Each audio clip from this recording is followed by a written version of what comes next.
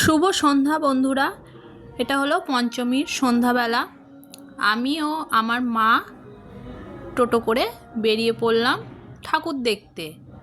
ওইদিকে আমার ছেলে আর আমার বাবা স্কুটি করে যাবে। আমরা প্রথমেই প্রাণের শহরে, ঠাকুরটা দূরের, তাই এটা আগে দেখতে চলে গেলাম। দেখো এখানে হানাবাড়ি করেছে, কত সুন্দর লাগছে। দুজনেই আমরা মণ্ডপের মধ্যে ঢুকে পড়লাম। দেখো মণ্ডপের ভিতরের দৃশ্যটা দেখো। বাচ্চা কাচ্চা দেখলে কিন্তু বেশ আনন্দই পাবে। খুব সুন্দর করেছে চারিদিকটা। দেখো চারিদিকে সব কঙ্কাল, বাদুর, বিভিন্ন জিনিস দিয়ে এরা সুন্দর করে মণ্ডপটাকে সাজিয়েছে। আমার দেখে খুব ভালো লাগলো। আমাদের এখানকার এই প্রাণের শহরে প্রত্যেক বছরই মণ্ডপটা এত সুন্দর করে, আর ঠাকুরগুলোর তো কোনো তুলনা হয় না। খুব সুন্দর ঠাকুর। আজ অনেক ঠাকুরই আমরা দেখতে পারি, কারণ এত ভিড় আর গাড়ি তো মোটেই যাচ্ছে না। তাই আজ যেটুকুনি দেখতে পারবো তোমাদের সঙ্গে শেয়ার করব। আমি মণ্ডপের থেকে বাইরে বেরিয়ে একটু ছবি তুলে নিলাম। ভিতরে পুজো হচ্ছিল, পুজোর সব ঘন্টা ঝাঁঝ বাজছিল। তারপরে আমরা চলে গেলাম প্রান্তিকে। প্রান্তিকের মণ্ডপটাও কিন্তু অসাধারণ হয়েছে। তোমাদের সবটা বাইরে থেকে দেখাচ্ছি। এটা মণ্ডপের ভিতরে, এটা হলো মণ্ডপের উপরে। এটা শিব ঠাকুরের এইভাবে এটা একটা মডেল তৈরি করেছে। আমার মা ও আমার সোনাই দুজনে ছবি তুলছিল ঠাকুরের পাশে দাঁড়িয়ে। বাবা ও সোনাইও বসেছিল একটু পাখার তলায়, এত গরম লাগছিল। দেখো এটা মণ্ডপের বাইরে দৃশ্য কত সুন্দর করেছে। দেখো উপরে কিন্তু একটা শিব ঠাকুরের মূর্তি আছে।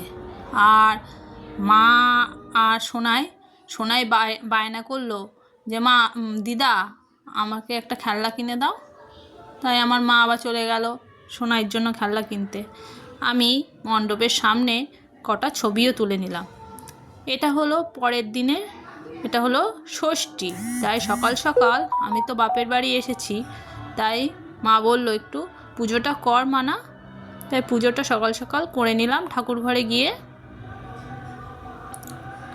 সব ঠাকুরদের পুজো করব, তাই আগে সব গুছিয়ে নিচ্ছিলাম।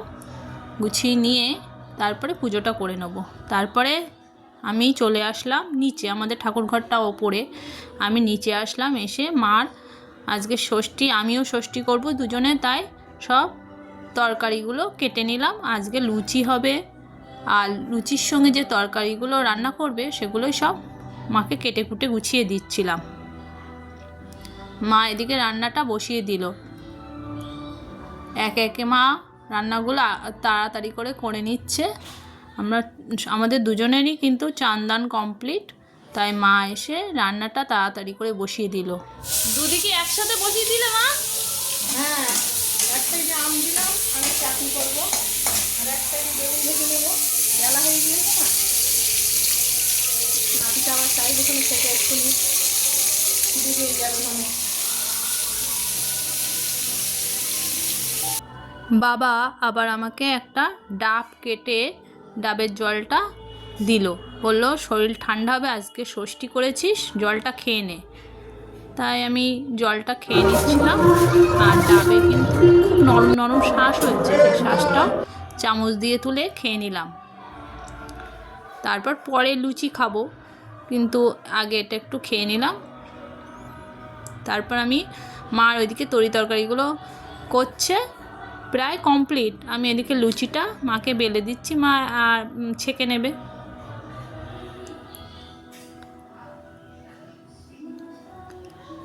মার কিন্তু তরি তরকারি সব কমপ্লিট। দেখো কাবলি ছোলার ঘুগনি করেছে, আমের চাটনি করেছে, কুমড়ো আলু দিয়ে তরকারি করেছে, বেগুন ভাজা তারপরে মা থালিটা পুরো সাজিয়ে কমপ্লিট করলো।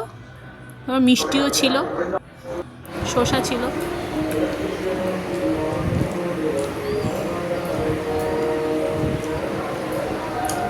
না, কাবলি ছোলার ঘুগনিটা আজকে কিন্তু খুব ভালো হয়েছে। তাহলে খা, ওটা বেশি করে নে, যতটা ভালো লাগে খা।